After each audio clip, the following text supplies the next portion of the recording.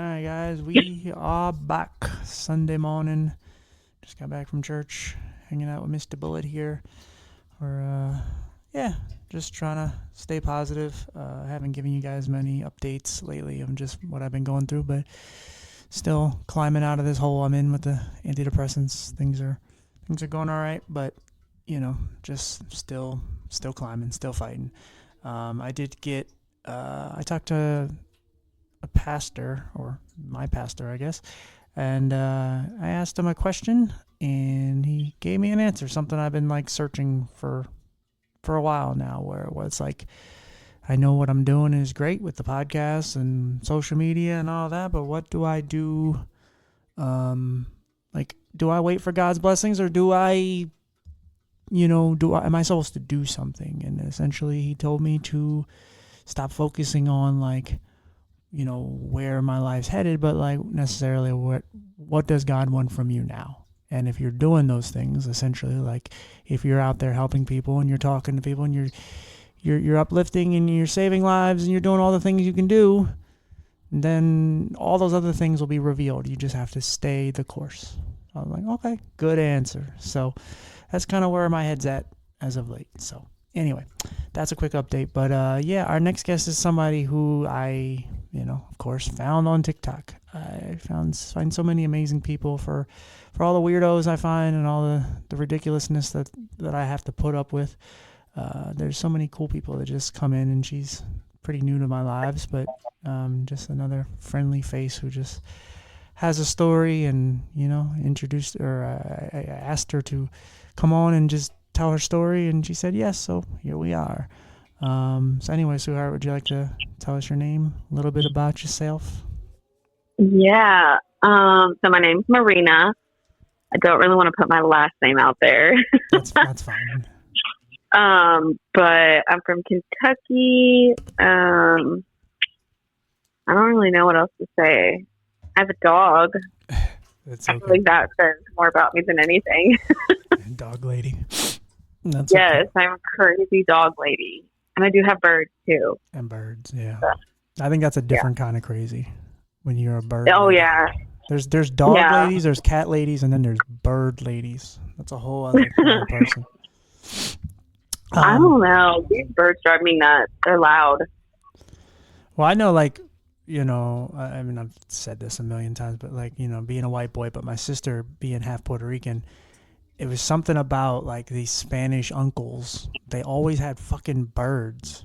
They do. They always have birds, and they talk to them, and it's just like, what is this? What is this about these birds that they love? I don't understand this. And it's always the most obnoxious birds too.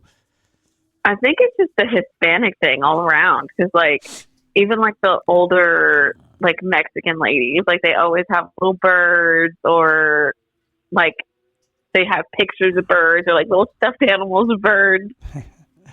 I don't know what it is. I don't know. I always found it fascinating.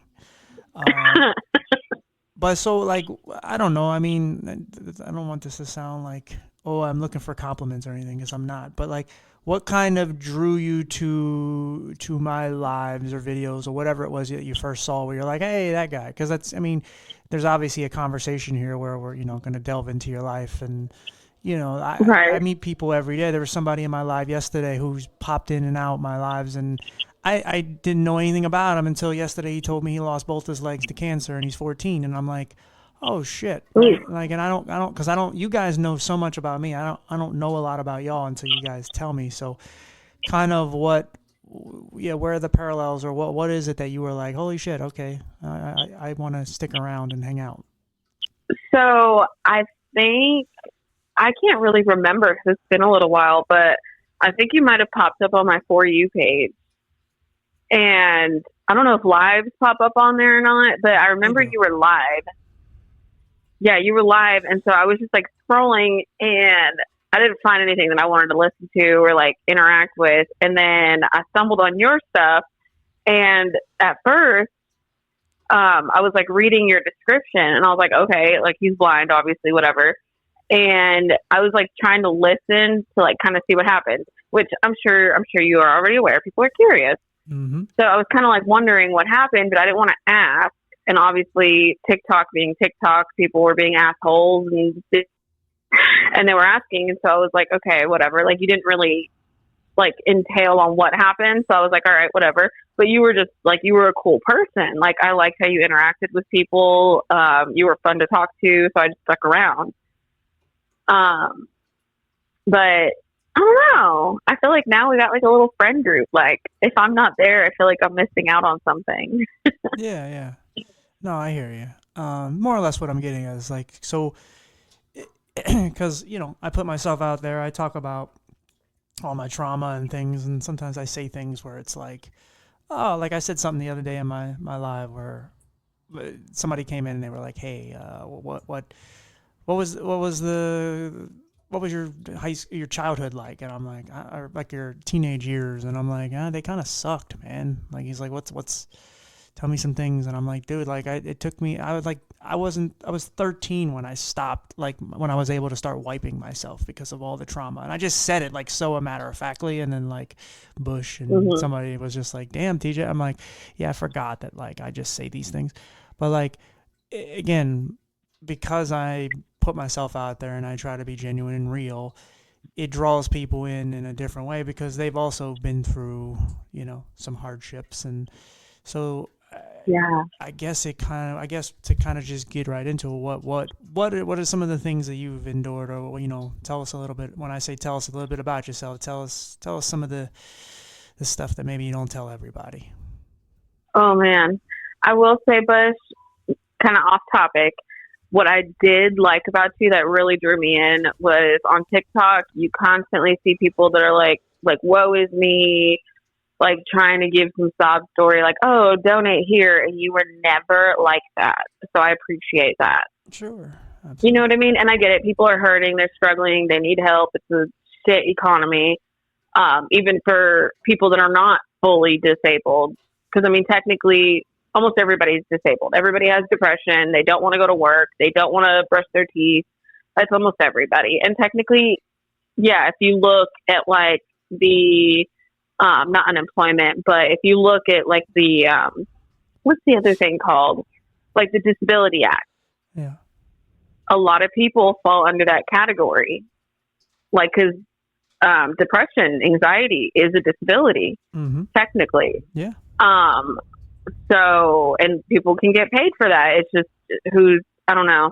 It's weird. I kind of lost my train of thought, but I did like that you weren't like, oh, woe is me. My life sucks.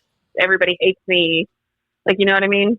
Yeah. Yeah. No, you don't, at some point you have to get out of that whole victim mentality, and it's easy, right. It's easy to stay there. Right. And I'm sure you were there at one point, but you're not one of those that's like trying to pocket out of that. Yeah, no, absolutely. That's what I was telling that same kid last night about. He was just talking about how he can't play soccer now because he doesn't have legs. And I'm like, dude, there's a will, there's a way. There's a way you can do it, but you're only 14, so it might take you a while, but you have to get out of that so because scary. I get it. I'm not taking away from what you're going through. I'm not saying it's going to be easy. It is going to be hard and your life is going to be hard, but if you're trying to tell me that, like, well, I don't have any friends and people don't like me, and I'm like, dude, you're one of the coolest people on the planet. You beat cancer. Yes, you lost your legs, but you are strong, and when this is all said and done, you're going to be one of the strongest people on the planet. You just have to know that. You have to find ways to find peace, and the prosthetic legs have come a long way. He's like, well, I don't have money, and I'm like, yeah, see, but that's what I'm saying. You're telling yourself every reason it won't happen, but it can. Right. You just have to find a way. And it can't just be, it's not going to, it might not be your mom and dad, you're going to pay for it. It might be another way. Maybe you get a GoFundMe, maybe whatever. There's funding, there's all kind of stuff, but you got to get out of, I'm a poor little helpless disabled person, because you're not. Yes. Yes. And I feel like a lot of people, they have this complex, like something's going to save them. The world's going to save them. But let's be real. It's like fair to none if that ever happens. It's probably not going to happen. It's probably not right. You can pray, you can do a lot of different things, but you also have to do you got to do a lot of the work. And you know what? Like, now this is going to kind of go back into topic. For the longest time, and even now, like, I still tend to have that mentality, like, okay, if I fuck up, somebody's going to save me. and I don't necessarily know who that someone is, but like, I don't know, it's weird. Like now when I was younger, like I mean, there were situations where I'm like, dear God, like, please save me. And now I'm not really religious anymore, but from years and years and years of nothing happening, it just kind of turned into one of those things where I was like, all right, I'm just going to fucking do it. And whatever happens, happens. If someone's there to help me out, cool. If not, I'm going to figure it out. But I feel like a lot of people have that, like, there's a Superman that's going to come take you out of the situation, but that doesn't exist. Yeah. It's, I don't know. I mean, I'm not super religious either. I believe in God, but I've had to learn that God is he can help guide you. I always say like he's the GPS, but he's not the driver. And so right. You have to do some shit, man. And you're going to have to do some uncomfortable shit. You're going to actually have to reopen those wounds, and you're going to have to let them heal naturally. And you're going to have to question a lot of things, but you're going to have to fight through it. You're going to have to hold on to faith, hold on to hope. But if you just think, oh, you know what? At some point, somebody's going to come save me, right? Like if I'm running out of money, I guess. But at some point, there's money. I'm just going to wake up one day and somebody's going to put $1,000 in there and I'll pay my rent. No, it's not how it's going to happen, man. You actually have to, I mean, if you get lucky, I guess, you can win the lottery or something. But overall, for the most part, you have to go out and work, or you have to go find something. And you got to do something to make that money. And even in the lottery situation, you actually have to put your own money towards it to get that. You gotta go to the store. You still have to go. Yeah, you got to go to the store. You got to get in your car. You got to go and actually pick out your numbers and buy it. Unless it's like a birthday or something and someone just gifts it to you. But even then, someone else is going out of their way to do something. Yeah. Well, yeah, I don't know. But a lot it's of weird. People, and we live in a time where a lot of these younger generations, they think that it's things are just going to be given to them. They're going to be handed to them, and it's like, no, man, it's not how it works. It's just not. Yeah. It's like, I get asked frequently, like, hey, how do I get a following the size of yours? And it's like, dude, do you understand how many days I had where I had no one in my lives? Do you understand how many videos I put out that no one watched? I have at least 1,000 videos. Do you understand? I have a few that really took off, and there's a lot more that didn't. Like, do you understand that I still have these ebbs and flows of people coming in? Sometimes there's I mean, I usually can keep over 10, 15, 20, but I had one live where I had over 500, and then the next live I had like 15. It's something you got to stick with. And that's kind of what when I at the top of the show, and I was talking about, like, what do I do? Do I stay put, or do I keep going? Because it is my job, and I do make money off of TikTok, and donations do help and all these things. But how do I do it? Because I'm not a beggar. I was never asked to give me stuff, because that's not how my mom and dad raised me. So I have to just grind, and I have to keep going, and I have to just keep fighting and hoping and believing that things are going to change. But I also have to do stuff. I have to show up every day, even when I don't want to. I have to put this lens in. It's going to fog up. And so I have to just kind of go with even lesser vision than I normally have. And I have to come on days where I'm anxious. I have to come on days where I'm depressed. I have to come on days where I'm not feeling life at all. And it taught me to show up. But like, the truth of the real ingredient is persistency and just showing up for yourself and for other people. But if you just think that you're going to get something easily, especially something like this, like, it's not going to happen. You actually have to put in the work. And so if you think it's just, you're going to show up one day and there's just going to be 1,000 people in your life. I mean, if you get lucky, I guess. But most likely, it's not going to happen. And that's the same way with anything else in life. You actually have to put in some work and time. Unless you're doing something stupid on that live, then everybody wants to see it. There's so many moments where I've been sad and depressed, and just like, oh, look, there's 150 people in here. And I'm like, really? Where were you yesterday when I was bouncing around having fun? Yeah.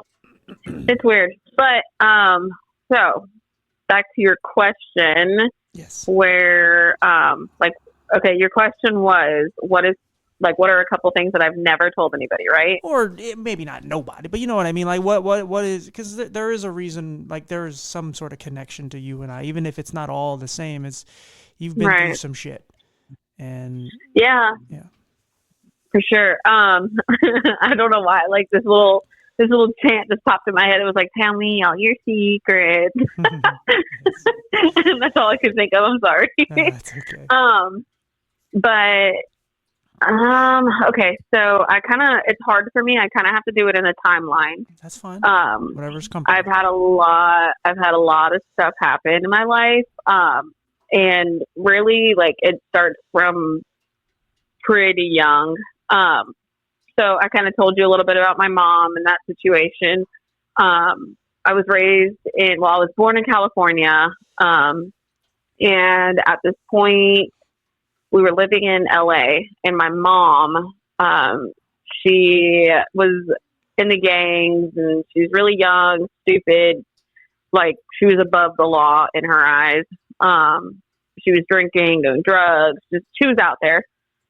She was 13 when she met my dad, and they were both like in the gang together. They all lived in the same neighborhood, so it was weird. I don't know. My grandma, she was drinking at the time, so she didn't really like pay attention to my mom. My grandpa was working. So it was like everybody had their own little lives going on. And then there was my aunt. She was more of like the Christian, like of the family. She went to church, she went to school, like she was trying to do things right, and she was older than my mom. But like I said, everybody had their own things going on, so it's like everybody was just looking the other way. Like nobody actually seen each other, really. So my mom, she ended up getting pregnant at 13. She had me at 14, and from what I heard, it was a crazy, like just a crazy experience altogether of me being born. She said that when she went to the hospital, like most of the nurses and doctors were like scuffing at her. Like they just kind of treated her like shit, because back then it wasn't really normal for someone that age to have a baby. And so obviously you're 14 years old coming in, you're in labor. They're like, what the fuck? Like, there's something wrong with this one. Like, we're going to have a whole bunch of drug addicts coming in our lobby waiting to see this baby. You know what I mean? Yeah. So my mom, she just, from what she told me, she felt like everybody was kind of looking down on her, and it was just an awkward situation. Well, my dad, he actually did not, like, he was not in the room whenever I was born. I guess he was outside smoking with his buddies, like smoking pot. And basically when he came back in, they were like, oh, she's born. Here she is. I believe he was like 17. Actually, he might have been 18. So he was older. And I guess he just looked at me and then he left. Like he didn't really sign any papers, didn't do anything like that. So my mom was left to do all that. And then I guess like a couple hours after I was born, CPS came in because the hospital must have called because she was a young mom. My grandma was there. And they ended up setting like this appointment to do like check-ins on the house. And my grandma, at this point, I think she started to get clean because she knew like we're going to have a new baby in the house. Like we need to get everything together. So that's always been like a good point for me, like knowing my grandma got clean for me in a way. Like I think she knew that she was going to have to take over at some point. Right. But CPS started coming in, but my mom, she's 14. She was out there just messing around with people, getting in trouble, drinking. So a lot of the nights I was with my grandma. Well, eventually, my mom got bad enough to the point to where CPS told my grandma and my mom that either my mom needs to leave the home or they're going to take me. So they were going to put her in like a group home or something because she was still a minor at this point. And I think I was like maybe like one or two-ish. So they ended up, and this is where it kind of gets a little like blurry because I'm not entirely sure what happened. But from what I was told, I've been told two different things. From what I was told by my grandma was that my mom refused to leave. So they ended up taking me, put me in foster care for about a year and a half. And then the other story was that my mom did leave, but they still took me. which I don't really know the truth. I do know for sure that I was in foster home. Um, and my foster mom, that woman was evil. Like, and I don't know how I still remember, but I was so young. I had to be like 2 or 3 years old. And I remember like she had another little boy that she had before me, and she lived in the same area as my family. So I was still able to see my grandma, my grandpa, and my mom.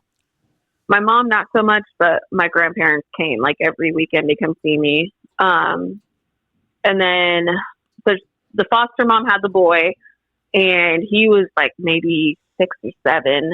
I don't really want to say his name on here to kind of out him. Yeah, but I remember like, and sometimes like I feel like my memory is like a dream. Like I play it in my mind like a dream. Like I remember her putting me in my high chair, and like she made eggs every single day, and she was mean. Like I hated eggs. I don't know why. I did not like them, and she forced me to eat them every single day. Like I was sitting there gagging, and she would still make me eat them. And like if I spit them up, she'd like make me pick them back up and eat them. Like there was instances where I'm terrified of the dark still to this day, and I'm 29 years old. But like if I did something bad, like I didn't eat my eggs, for example, she would put me in the closet and like turn the lights off, and I'd just be in there screaming like bloody murder. And she was Hispanic, so she would tell me like the cucuy is gonna come get you. So like the cucuy is like the boogeyman. Yeah. And so I was like in there screaming, like just like begging for someone to let me out. And sorry, that's making me emotional. I haven't talked about that in a long time. It's okay. Take your time. So yeah, like I remember stuff like that. Like I would just sit there and scream until I either fell asleep or passed out. And then her biological daughter, was a police officer, and it got bad enough to the point to where like she started dressing me up as a boy. And it wasn't that I didn't have clothes. Like my grandma has always been really good to me. Like even when I was with Connie, was my foster mom's name. I'm sure she passed away now, which I don't really care. She can kiss my ass. But it got to the point to where my grandma was bringing me clothes, and like really pretty clothes, like dresses and like little heels. And I think I was like 3. So I loved stuff like that. Anything with sparkles and like poofy dresses, and Connie would throw them away. Like even the normal like girly pajamas, she would throw them away, and she'd make me wear boy clothes. And eventually, like over time, my grandma started noticing like she's not like I wasn't talking as much. I wasn't like happy as much, or like she started noticing that my hair was getting really short. Well, Connie started trying to shave my head, and she did a couple times, and my grandma completely lost it. She started to catch on that something was going on in there, and like I know a couple times she took me to Chuck E. Cheese. And like I was in there fighting with the other kids, and we even got kicked out of a Chuck E. Cheese because I bit a little girl. So I was obviously processing a lot, and like nobody really knew what was going on. And I mean, that's a hard situation. Yeah. So at that point, in her eyes, like I was just a bad kid. Like I was probably spoiled, but little did she know, at Connie's house, I was getting shit beat out of me. But eventually, there was a situation where my mom, she was walking like around Connie's house, and it was in the middle of the night. She wasn't supposed to be there. At this point, I think they might have taken visitation from her because she was showing up drunk and high. She smelled like pot, whatever. And Connie could pick up on that whenever she was visiting with me and in Connie's house. So my mom, she was like trying to look in through Connie's windows, and I guess she found my room. And she ended up trying to bust the window because she was going to try to get me out of there. And Connie ended up calling the cops. Her daughter came out, and they ended up like telling my mom she couldn't come down here anymore. Like it was done pretty much. So that kind of made it a little bit harder. Like I wasn't able to see my mom anymore. And like all this stuff just kept going on, like with the egg thing, putting me in the closet and dressing me up like a boy. And it just kind of it got worse and worse and worse. And eventually, from what I heard, Connie's daughter, which was the police officer, she ended up basically calling the cops on her own mother and reported everything that she was doing to me. So CPS went in, they investigated, they took me and the little boy, and at this point, my grandma, she ended up getting emergency custody of me. So I was back at my grandparents. And things were good for a while, as far as I can remember. But then, like, my small little habits that I had from Connie's house started happening there. Like, I was having tantrums. I was real secretive. Like, it was just, I don't know, like I was talking back. I refused to eat certain things. Like, even trying to put me to bed was almost impossible because they didn't know I was scared of the dark. And I couldn't really explain that. But, like, trying to put me to sleep, like, they would turn the lights off and I would just lay in there and just scream. So I'm sure they were kind of at their wits' end. But my grandma, she has a really dark past. Her mom used to abuse her. My grandpa, he was very, like, to himself. He didn't really talk to people. He was really quiet. And my grandma was, like, loud, outgoing one. Eventually, I don't even know how it happened, but I think I might have done something wrong. I don't know. But my grandma started getting really abusive. And that was, I don't know, that was like a hard, like, I didn't really know what abuse was back then. But I mean, it was bad. Like, there were nights where she would spank me and it would go, like, further than spanking. Like, she would grab, like, a coat hanger and just beat the shit out of me with it.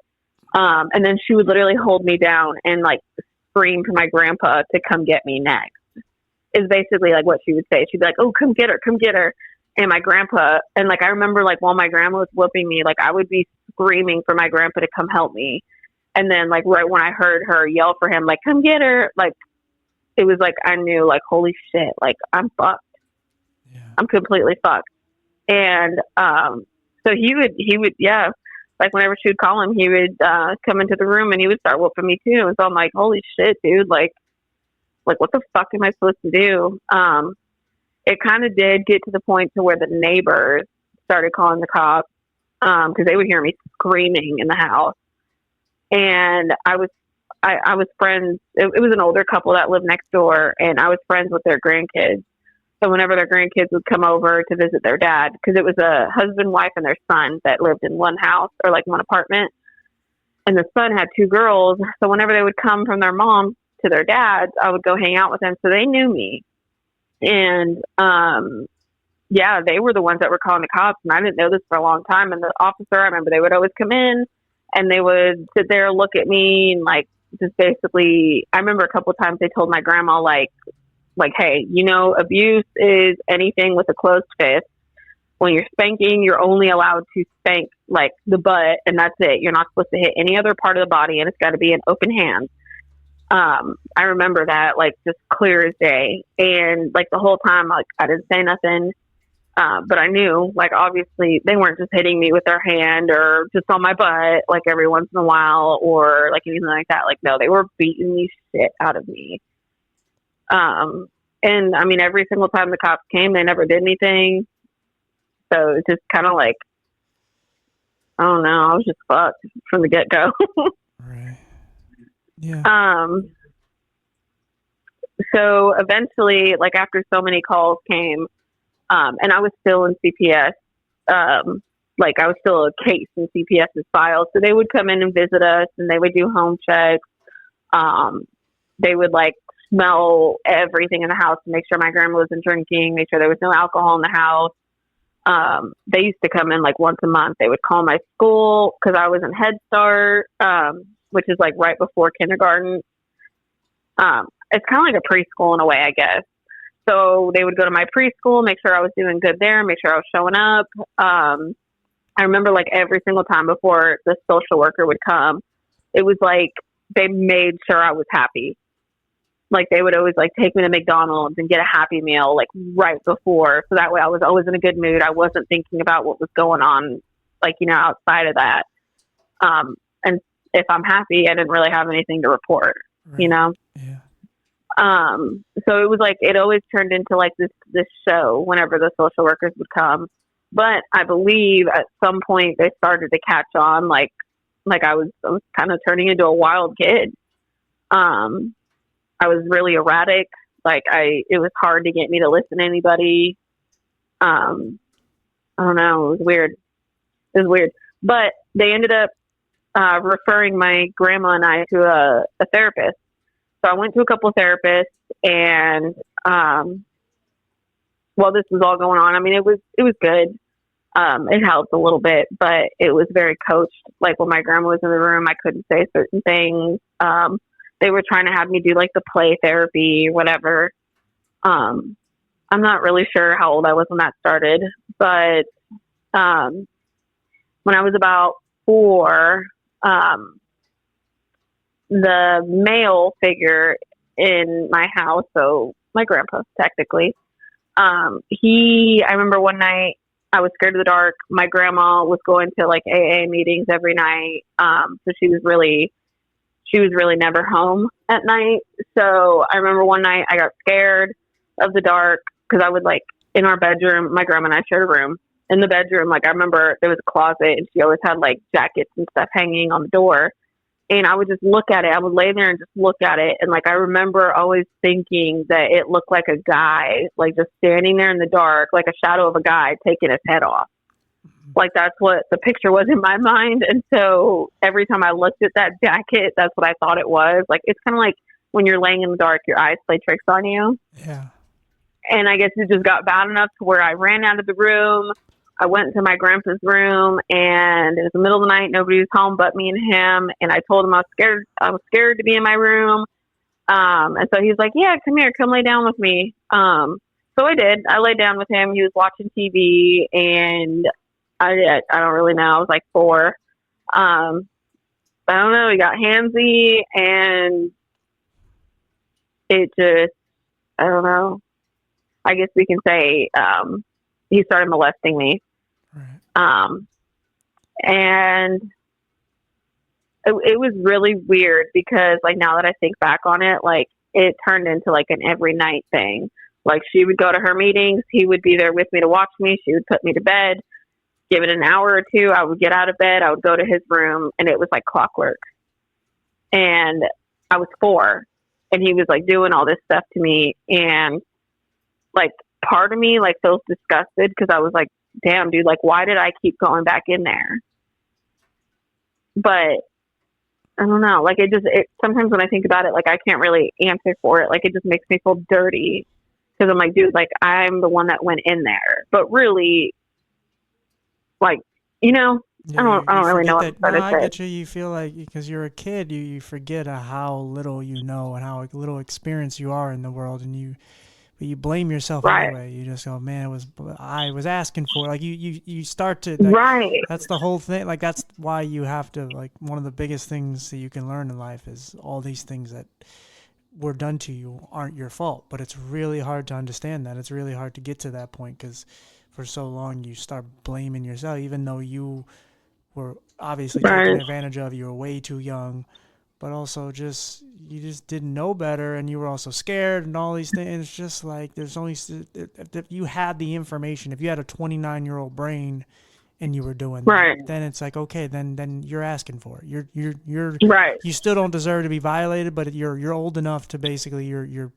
participating in it. But when you're 4 years old, you're actually just doing it. you're just trying to survive, and you're young, and hell, you've been through so much even before all this that it's like even a positive anything that's kind of nice is like, oh hey, I'm with my grandpa watching TV and I'm not looking at the headless horseman hoodie in the closet, you know. Right. Like it's better than staring at that and being afraid. And even if something bad is happening to me, it's like at least I'm not alone.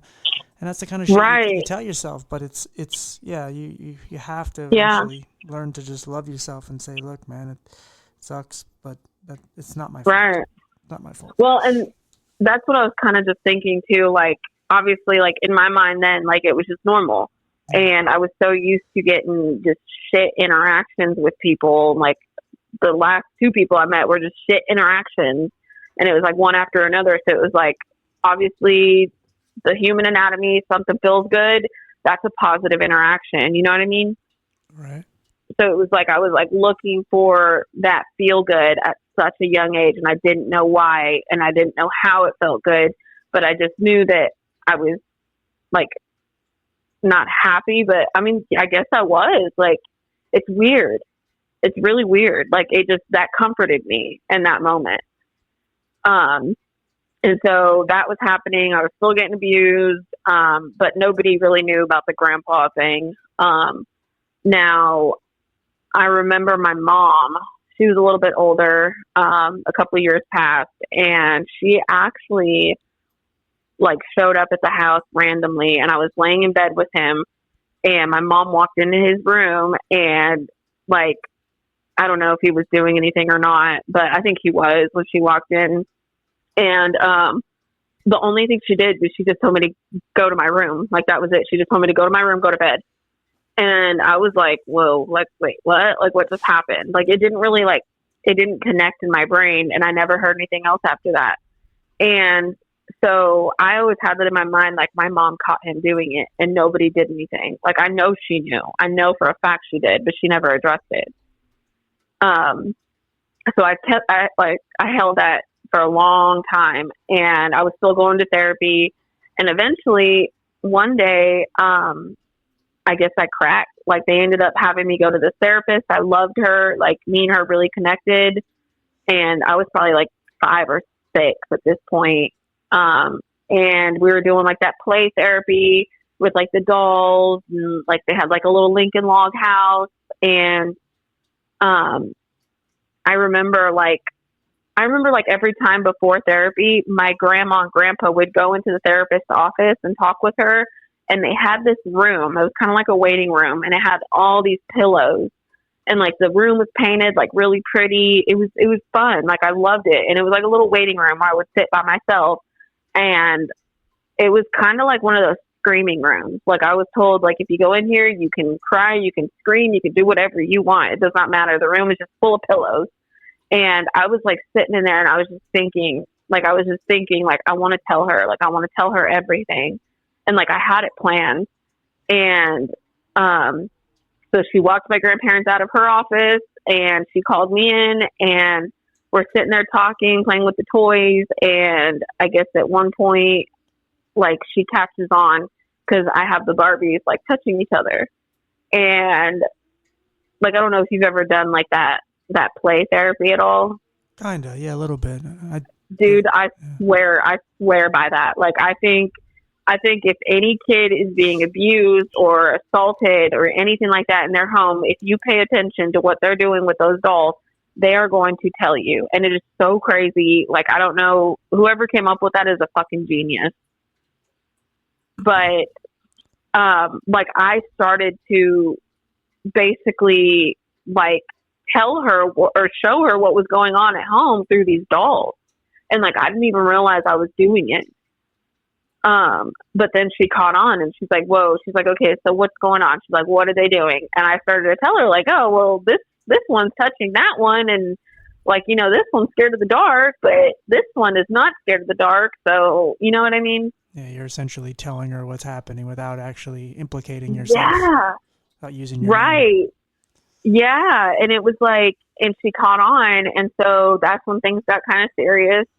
And she started asking me about the abuse, and I started telling her, like, my grandma's been calling me a bitch, a whore, fucking everything under the sun. And I mean, she's hitting me, pulling my hair. They're both hitting me. They're taking turns. And I remember, like, after I told her this, like, I almost felt like I wanted her to be my mom. Like, I got really, really close to this therapist. And all I remember at the end of that session is she called my grandparents into the room, and we were all three sitting in there, and she told them exactly what I told her, and told them that she's going to have to report it to Child Protective Services, and more than likely they're going to take me from the home. And I remember hearing that, like, I was just like, holy shit, dude. Like, no, I did not just say all that. And like, it just felt like a betrayal, because like I was sitting right there when she said it, and I'm like, dude, Like, I wasn't supposed to tell you all that. And then I told you, and then now I'm going to get in trouble for telling you. Yeah, like it's gonna So, get worse when I get home. yeah, yeah. And so I remember my grandma was like sitting there trying to deny everything. And she was like, well, the therapist was like, I can't really just take your word for it. So we're going to have to call Child Protective Services. Like, it is what it is. We have to report it. And I remember like going home, on our way home, my grandma, she was just furious, and she used to grind her teeth like really bad, like whenever she was frustrated, and I could hear her doing it. And like, I was just so terrified. Like, I knew like right when I got home, like, this is it. They're going to fucking kill me. And, at this point, like, my grandma, she had me long enough, so she was getting checks in the mail, from CPS for me. So I think a lot of it was the money. She really counted on that money. And it scared her that she was potentially going to be losing it. So I don't really know what happened after this, but pretty much along the lines, I remember my grandparents took like a little weekend vacation, and they went to, from what they told me, they were going to Vegas. But come to find out, they actually went to Arizona, and they were looking at houses. So they were going to try to move. So they ended up finding a house. It took them a little while. At this point, I was probably like 7 or 8. CPS, they didn't really do much, but they started to like watch them a little bit closer. Because they didn't really have any grounds to take me, because at that point I completely shut down. Like, I wasn't saying nothing about nothing. But they ended up buying a house in Arizona, and technically, if you have, like, say, if you have a foster kid, because I was a foster kid, in California, you are not allowed to leave the state with them without permission from Child Protective Services. But they ended up finding a loophole, and I guess my grandma had the checks mailed to my aunt's house in California. So they thought that we were still in California, but we really moved to Arizona at this point. So technically, my grandma lied to them for years, and like, they thought I was still enrolled in school in California. Like, every month the checks would get sent to my aunt's house, but really we're living in Arizona. And for some reason, I don't really know why they weren't doing like the in-home checks anymore at this point. But like, I don't know, at that point, like right when I knew we were moving to Arizona, it just felt like there was no accountability at all. Like, nobody was there to help me. Like, you know what I mean? Like, I felt like holy shit, like now they have me for themselves. Yeah, almost like you speaking up actually made your situation worse. It did. It really did. It did. And I remember for years, like, it was always important at the end of the month or the beginning of the month, like, my grandma had to get that mail from my aunt, because I didn't know then, but now I know there was a check that was getting sent every month. So I remember at some point I started to catch on, and my mom, she wasn't really around. Like, I would still go visit her every once in a while. At this point, I think she was like in her 20s. She might have been 19 or 20, but she was living on her own, had her boyfriends, whatever. She was never really there. My dad, he was just a fucking shit show. Like, I think I stopped seeing him once I was 5. There really wasn't much to him. He was just an alcoholic and just wasn't around. And then once we moved to Arizona, I never seen him after that. But when we moved to Arizona, like, I don't know, I fucking hated my life. Like, it was literally just a desert. So you took a kid from Los Angeles, California, where there's everything, to a desert where, like, I think there's like 3 schools in the city that we lived in. It was so small. And I remember I just cried like the whole drive there, because there's just nothing. It's literally just a bunch of old people that are ready to retire, or they are retired, and they just moved there because there's casinos and stuff. Yeah. But I mean, I don't know, life just continued. Everything was the same. I was still getting abused by my grandma. I was still getting touched by grandpa. And that happened from 4 all the way until I was 15. And then, I don't know, like, I guess once I got older, I started to stand up for myself. Like, I started to realize, like, okay, this is not right. This is wrong. This is weird. Um, and eventually, like, I guess I just started to, like, really just rebel. I got really bad after that point. Yeah.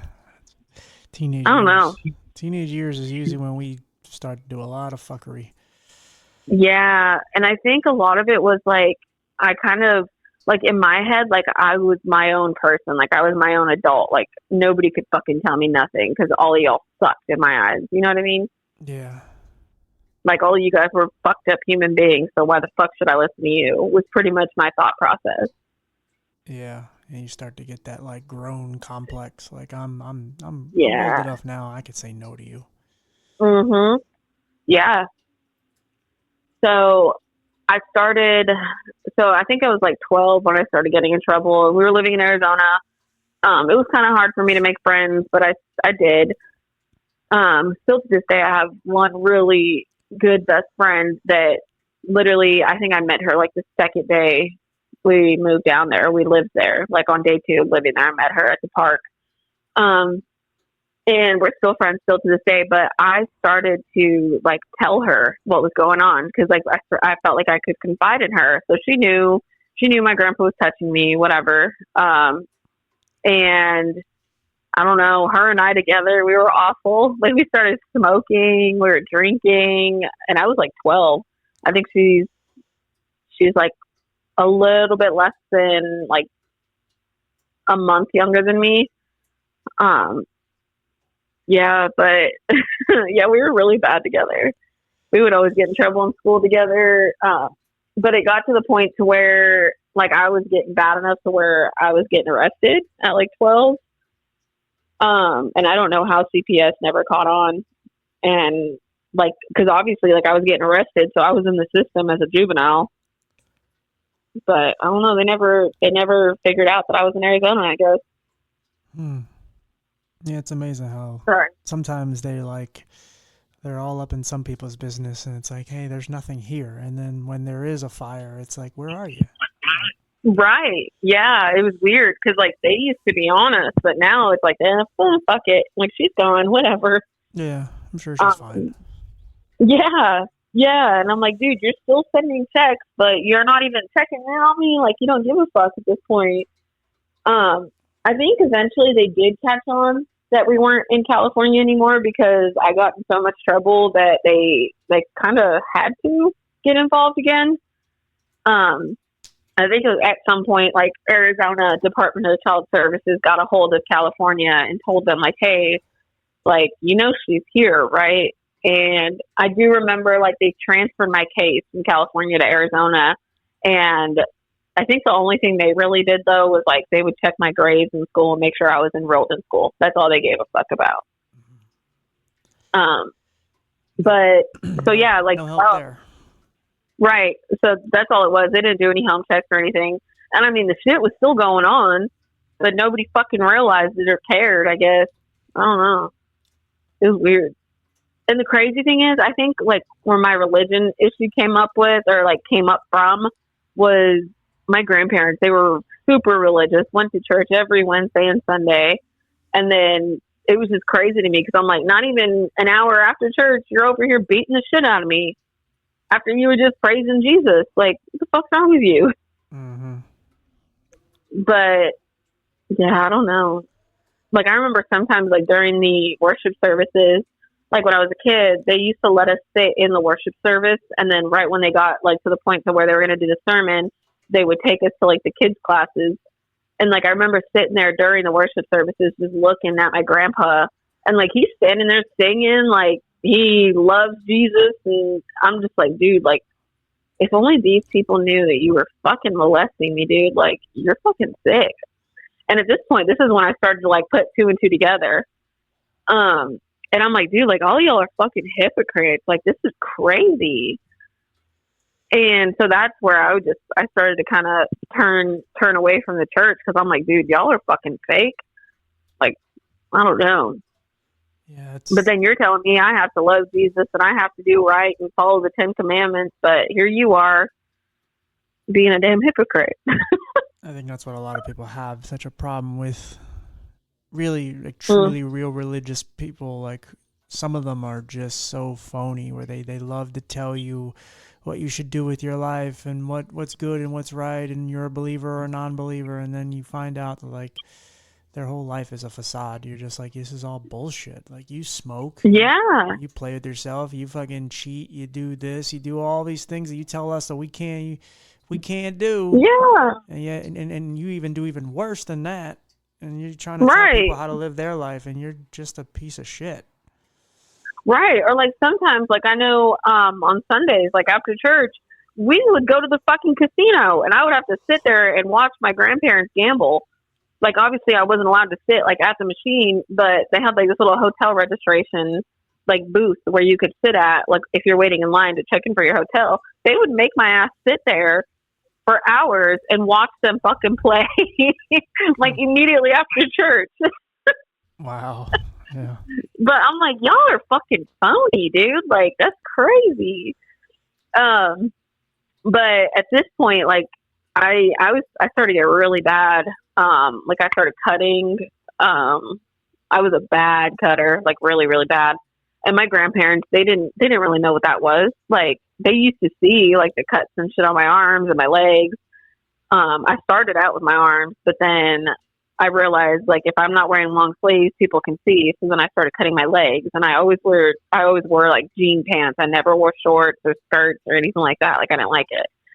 So if I was wearing pants, nobody fucking knew at that point. But I remember at one point, one of the teachers from the kids class or whatever at church, she ended up like seeing the shit on my arms, and this was in the middle of a class pretty much with a bunch of other teenagers.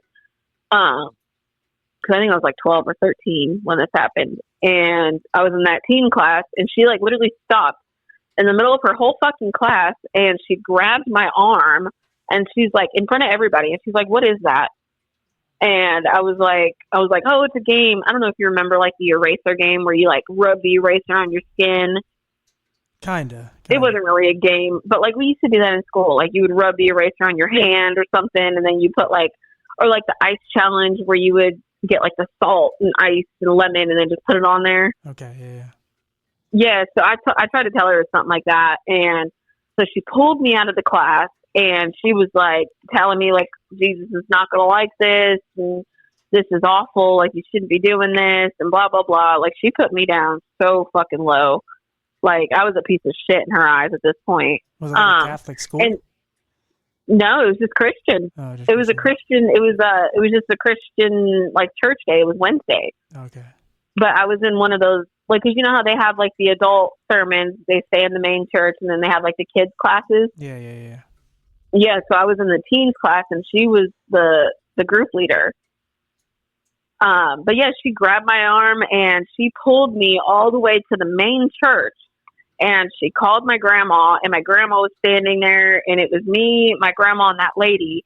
And she started telling my grandma that I was cutting myself and telling her like, this is embarrassing, like this is against God's purpose, and just the whole fucking shit show in front of like a whole church pretty much.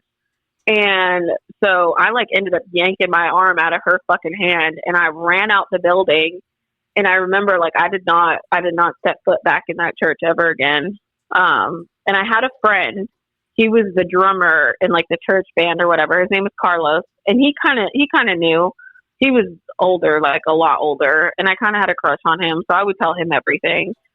And I was like 12, and this guy's I think he's like either 18 or 19, so it was kind of weird now that I think about it, but he was never inappropriate. I think it was just my mind was like, ooh, I like him. Like, I'm going to try to be his girlfriend. Right. It was stupid. It was just a crush, but I ended up telling him about it, and supposedly, I guess he ended up talking to that lady and told her, like, you should not have done that. Like, you realize that you just like made it to where she does not ever want to come back to church. Like, you just completely ruined that. And eventually I did end up going back, and the lady ended up apologizing to me, but I still hated her. I still don't like her to this day. But yeah, I was like, dude, that's fucked up. Like, there's ways that you can go around stuff like that. You don't call somebody out, or a kid out at that, at church for cutting themselves. Like, I get it. Like, obviously you shouldn't be cutting yourself, but don't do it like that. Like, that's awful. It's embarrassing. Like, there's ways to address it. So I stopped going to church at that point, and I started just hanging out with people that I wasn't supposed to be around. I started drinking. I started, like, getting any drugs that I could. Like, I started smoking weed, pills, anything that I can get my hands on, I was going to do. Well, I ended up getting caught drinking with some friends, and I got arrested. And at this point, the cops already knew me because I got caught stealing from one of the stores or whatever, and I was 12. So they ended up taking me to juvie for like a week, and I don't know, after I left juvie, like, I felt like I was a badass. Like, I thought I could run the fucking world. So I ended up getting put on probation for that, and I literally stayed on probation until I was 18. So from 12 to 18, I was on probation. And I got arrested like every other month while on probation. So I was in juvie all the time. So I started meeting people that were like worse than I was. And obviously, if you put two fucked up kids together, they're going to start, you know, getting together outside of there and being friends. And then, you know, it's just going to get worse. So I started hanging out with people that I met in juvie, and they were doing some harder shit than I was. And so at 15, I ended up starting to do heroin, and I got really bad on it. Sorry, I just fast tracked that. No, you're fine. Yeah, I mean, we got to speed up a little anyway, so that's fine. Yeah, you're good. Yeah, no, you're good. Well, so how that started was, so I remember I had a friend, they gave me a Percocet, and I'd never done Percocet like ever in my life, never had a painkiller like that. And I fucking loved it. But I remember I got really, really, really sick off of it. Like, I was throwing up, and I was at home. And so my grandma, she seen me throwing up. And she like completely panicked and was like, oh my God, we got to take her to the hospital. And so I'm like, no, I'm okay. Like, I'm fine, I swear. And she's like, no, you're throwing up. You've been throwing up all day.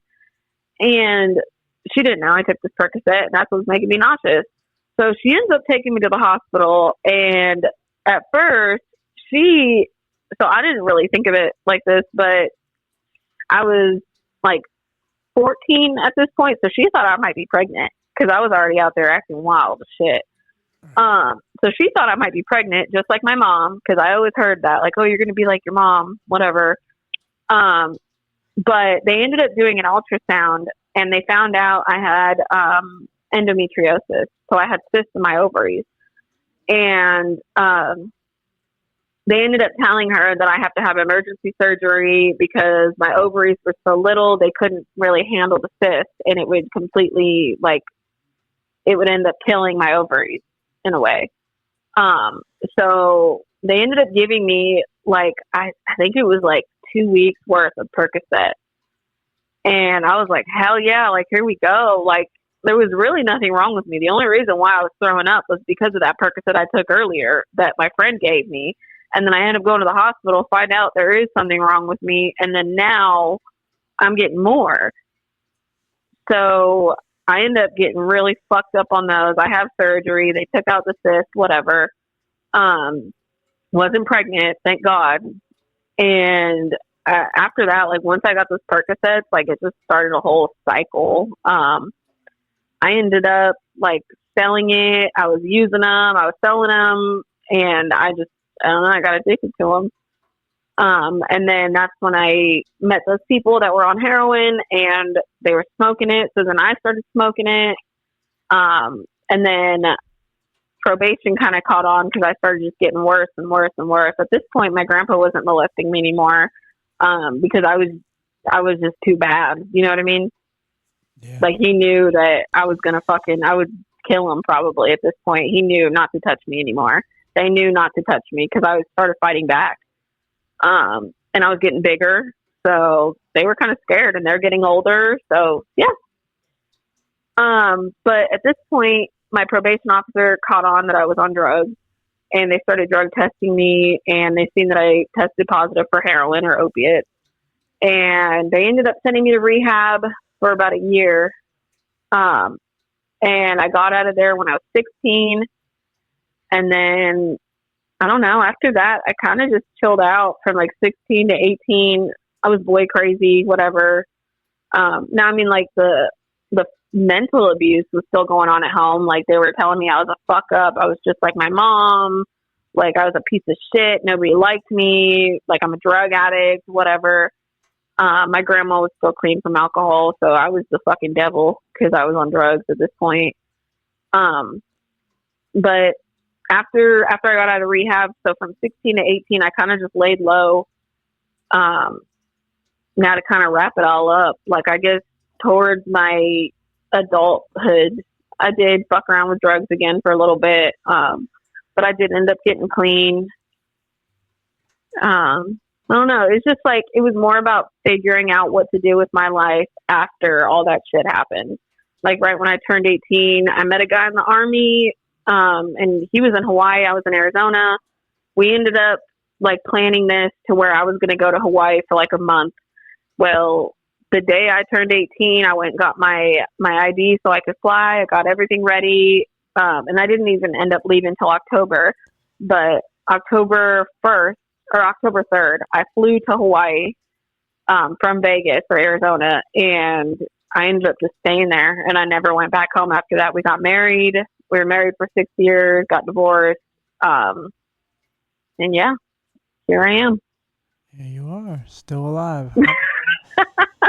I know, and it's been, like, I mean, don't get me wrong, like, after him and I split, like, I got really bad on coke, but like I never got bad enough to the point to where I needed to go back to rehab. Like I was able to get myself back together. That's awesome. How long you been sober, like of everything? Off of everything, shit, I don't even know. Honestly, I have no idea. I want to say like 5 or 6 years. That's awesome, man. Congratulations. Thank you. Thank you. That's really but cool. Yeah, I mean, I've tried a lot of therapy to kind of, I don't know, just to kind of process everything. And I mean, there are other little situations here and there. Like, obviously, I don't know. I feel like there's a cycle. Like, if you start out getting molested or raped as a kid, more than likely, I feel like you are more likely to be assaulted or raped as an adult. I don't know what it is or why, but like I just noticed like I've talked to people that have been through some of similar situations that I've been through, and like I mean, my grandpa wasn't the only one that did shit to me. I've had shit done like in between there, but it's just like I don't know. It's like once it happens once, it tends to happen more to someone. Maybe like subconsciously you just kind of put yourself in positions for that to happen. Like you're just like, screw it, I'll just take random drugs, or I'll take a drink at some party that I don't know who gave it to me, and I'll hang out with strange guys just because, hey, they're cute, or hey, because I don't give a fuck about me, so I'm over here just being loose. It's like, because it's just like, well, I mean, somebody already fucking took that from me, so why the fuck does it matter now? It's already done happened. Right, so what's like another one? Like, who cares? Yeah, like your innocence has already been taken, so you can't get that back. Right. Virginity's gone, innocence, all these things that's supposed to make you pure, and I'm sure a lot of that's the religious shit been beat into you too. You're like, well, I lost all that, so there ain't nothing special about me, so fuck it. And dude, you know what's so crazy? So during that church thing, like, they had this purity class, and in like Christianity, like there's this thing, like if you're still a virgin, then you're pure in God's eyes. And they had me do this class. It was like 2 months worth. And basically, like they want you to wait till marriage to have sex. And you have like this ring that shows that you're a virgin and you're pure. And the whole time, like I was forced to go to this class. But I'm like, dude, my grandpa is like over here trying to fuck me. But you have me doing this class, like, and y'all, I mean, obviously y'all don't know that, but I'm like sitting there, like, debating everything in my head. So I'm like, dude, like, I should not be in this class. Like, I'm fucking dirty. Right. But, no, I mean, it never got to that point. He never, like, penetrated me, as far as I know, like, with his parts. But I think he did try, but he was just too old. He couldn't get hard. Yeah, it don't. So I mean, it doesn't matter what he did. I mean, obviously, it does make it yeah, worse. But what he, yeah, even if it's just, yeah, gently touching you, yeah. it's still too much. Mhm. Yeah. Crazy. Especially when you know better, when you're that age, and Right. there's no getting Dude, around what he did.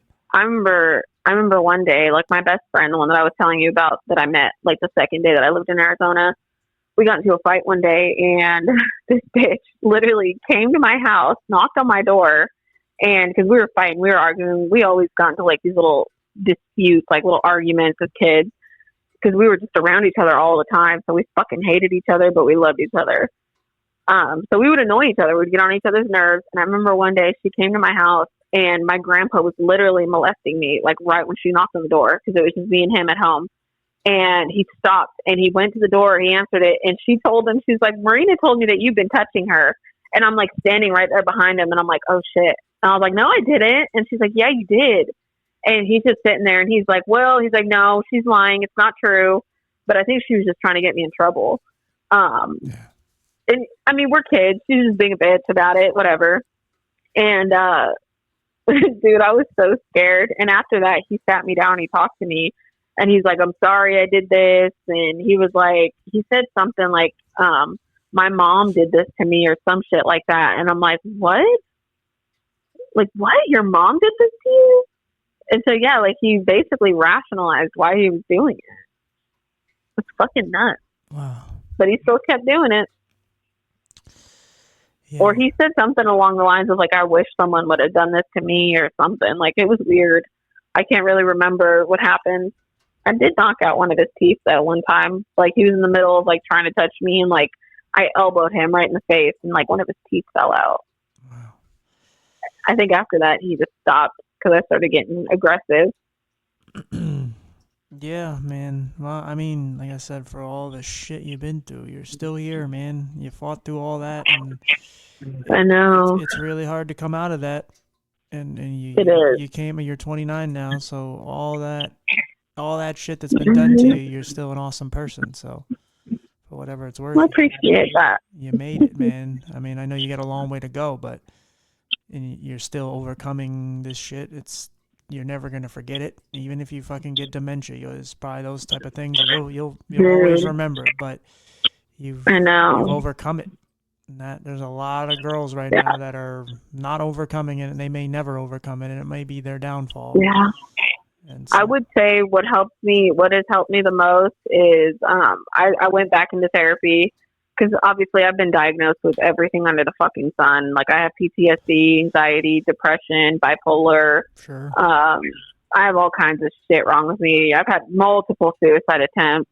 But really, I think those kind of helped me a little bit because it got to the point to where I didn't have to say anything, but people knew I was struggling. And so they made me go to therapy and they made me take my medicine and it helped. It really did. And I'm not saying like go be suicidal, but I definitely would look into like therapy. I know for me, I did EMDR, and that's helped me a lot. I'm still doing it. But hey, whatever works, man. Whatever works. Yeah, for sure. For sure. Well, I'm proud of you. I'm happy for everything that you've done and overcome, and happy to call you a friend. Thank you. You're doing fantastic, and I do appreciate you. That's all good. That's all good to talk about. I have not talked about that in a long time. See, more therapy. I know. This is like a therapy session with Timmy. Oh. I'll send you the bill. Don't worry. Oh God. No, I'm happy Yeah. we could have the talk, man. It's just it does help. I mean, and especially even if this can reach one person and help that person, Right. there's somebody out there, there's a younger you who's going through what you were going through right now. Right. I know, and honestly, like if anybody hears this that is going through anything like even similar or like if one thing, like if they find one thing that they can relate to, I would definitely say if someone is touching you or abusing you or anything like that and you feel like you can't say anything, please say something, because I promise you the system is so much different now.